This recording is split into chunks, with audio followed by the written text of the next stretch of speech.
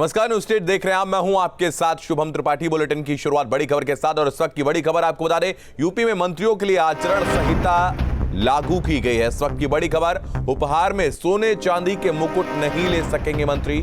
5,000 रुपए से ज्यादा का गिफ्ट नहीं ले सकेंगे मंत्री। 5,000 रुपए से महंगा उपहार सरकारी संपत्ति होगी, और 5,000 रुपए से ज्यादा के उपहार को ट्रेजरी में जमा करवाना होगा।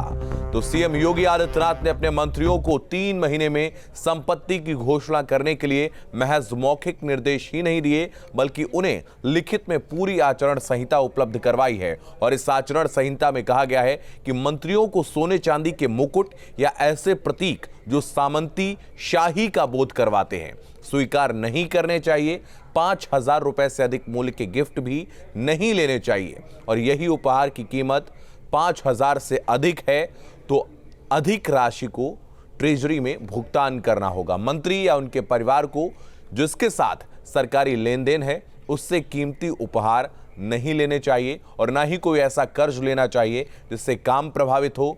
विदेशी तौर पर जो प्रतीकात्मक उपहार जो मिले हैं, जैसे कि सम्मान पत्र, प्रतीक चिन्ह या समारोह से जुड़े उपहार मंत्री रख सकेंगे। बाकी चीजें ट्रेजरी में जमा करवानी होंगी। तो किसी भी संगठन से पुरस्कार लेने से पहले मंत्री उसके बारे में पूरी जांच पड़ताल करें। संस्था ठीक होने पर ही पुरस्कार लें। तो पुरस्कार में नकद धनराशि नहीं लेनी चाहिए। अगर पुरस्कार देने वाली संस्था विदेशी है तो सरकार से अनुमति लेनी होगी।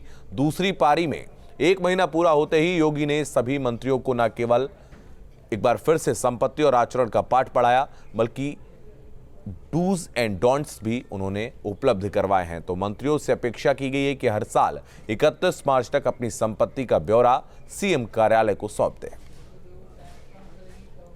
तो यह आचरण संहिता मुख्यमंत्री की तरफ से जारी की गई है पारदर्शिता लाने के लिए।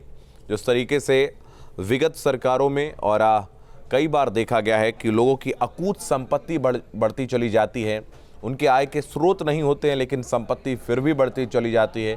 बेनामी संपत्ति बढ़ती है, जिसको लेकर तमाम नेताओं पर कई मामले भी चल रहे हैं, और उन जैसे मामले दोबारा ना हो इसको लेकर सीएम योगी सख्त नजर आ रहे हैं। अविनाश हमारे सहयोगी अधिक जानकारी के लिए इस वक्त जुड़ रहे हैं। अविनाश, आपके पास आएंगे। सीएम योगी अपनी कठोर और सख्त प्रशासक की जो छवि है उसको एक बार फिर से दिखा रहे हैं। दूसरा कार्यकाल उनका एक बार फिर से सख्त नियमों के साथ शुरू हो रहा है, और अब तो अपने नेताओं को और मंत्रियों को भी उन्होंने एक जो गाइडलाइन तय की गई है उसके जरिए ही उपहार लेने और तमाम जो चीजें हैं उसको करने की हिदायत भी दे दी। बिल्कुल, देखिए, जो मंत्री परिषद की बैठक हुई थी उस बैठक में बिल्कुल मुख्यमंत्री ने साफ संदेश दिया था कि चाहे मंत्री हो या अधिकारी, उन्हें अपनी संपत्ति को सार्वजनिक करना होगा। और पहले देखिए क्लॉज पहले भी था, पिछली कार्यकाल में भी था, लेकिन इस बार उनके परिवार के लोगों को भी शामिल इसमें किया गया है कि जो तमाम मंत्री होंगे उन मंत्रियों को अपने परिवार के सदस्यों की भी संपत्ति का जिक्र करना होगा, और बाकायदा जो पोर्टल होता है सरकारी पोर्टल उस पर उसको अपलोड करना होगा। इसके अलावा जितने आईएएस और आईपीएस अधिकारी हैं उनके लिए भी ये उनको निर्देशित किया गया था कि वे भी अपनी और अपने परिवार के लोगों की संपत्ति को सार्वजनिक करें।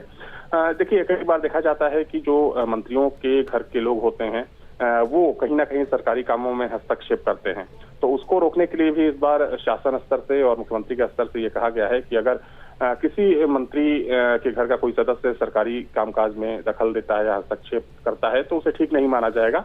और इसे एक कह सकते हैं कि ये एक तरीके की चेतावनी भी थी कि आपको इन चीजों पर रोक लगानी होगी, नहीं तो कहीं ना कहीं सरकार की छवि उससे खराब होती है और जो प्रशासनिक कामकाज होता है उसमें बाधा पहुंचता है। बिल्कुल, बहुत धन्यवाद अविनाश आपका हमारे साथ जुड़ने के लिए। तमाम जानकारी के लिए बहुत शुक्रिया।